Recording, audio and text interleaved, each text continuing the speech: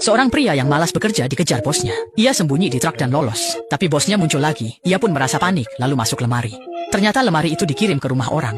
Saat keadaan tenang, ia bersiap untuk kabur. Tapi terdengar suara sepatu hak tinggi. Ia buru-buru sembunyi di bawah kasur.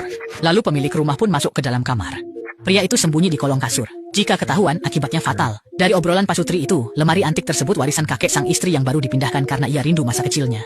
Tiba-tiba pakaian sang istri jatuh ke lantai, membuat pria itu tegang. Untungnya, sang suami hanya memungutnya tanpa sadar ada orang di bawah.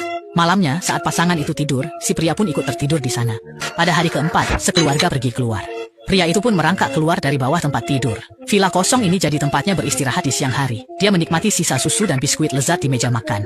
Sebagai balas budi, dia mencuci bersih semua piring kotor. Lalu di ruang penyimpanan, dia menemukan baju lama dan kaset, lalu membuat sebuah keputusan berani.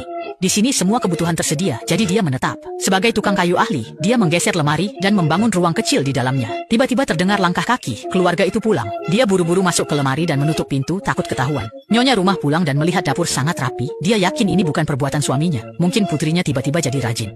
Suaminya bilang, mustahil putri mereka mencuci piring. Istrinya sedang minum obat saraf yang berefek samping bikin cepat lupa. Mungkin istrinya yang mencuci lalu lupa. Itu masuk akal. Pria di lemari lega, keluarga ini kurang waspada, jadi dia berencana tinggal lama. Setelah beberapa hari, dia hafal jadwal mereka. Senin sampai Jumat sangat teratur, asal menghindari mereka, dia tak akan ketahuan. Tiap hari saat mereka pergi, dia mencuci piring dan mengganti spray mereka.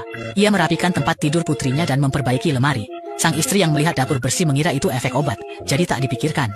Suami dan putrinya pun mengira itu perbuatan sang ibu sehingga tak curiga. Esoknya, usai mereka pergi, pria itu menonton TV dan mencuri camilan di lemari. Malamnya, saat pasutri itu tidur, ia keluar meregangkan badan namun berpapasan dengan sang putri yang ke kamar mandi. Putri itu melihat sosok asing hingga pria itu ketakutan.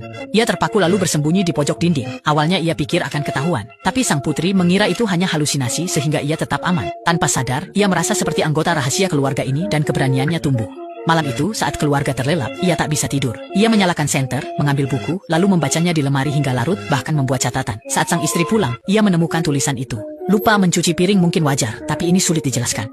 Istrinya mulai curiga ada penyusup di rumah. Dia menelepon ibunya, sementara si pria mendengarkan dari dalam lemari. Sang istri bilang, sejak lemari itu ada, dia merasa arwah adiknya kembali. Pria itu bingung apa rahasia mereka. Sampai dia menemukan foto dan surat di buku. Ternyata istrinya punya kembaran laki-laki. Dulu mereka sering main di lemari kakek dan sangat dekat. Tapi keduanya alergi lebah. Adiknya meninggal karena sengatan lebah. Sejak itu, tiap rindu adiknya, dia bersembunyi di lemari. Ia berharap adiknya kembali. Istrinya pun bersembunyi di lemari seperti dulu. Yakin jiwa adiknya ada di sana. Pria di balik lemari terharu dan menyentuhnya. Ini meyakinkan sang istri, sehingga si pria memilih menetap di sana sebagai jiwa adiknya. Suatu hari, saat pria itu di dapur, tiba-tiba pintu terbuka.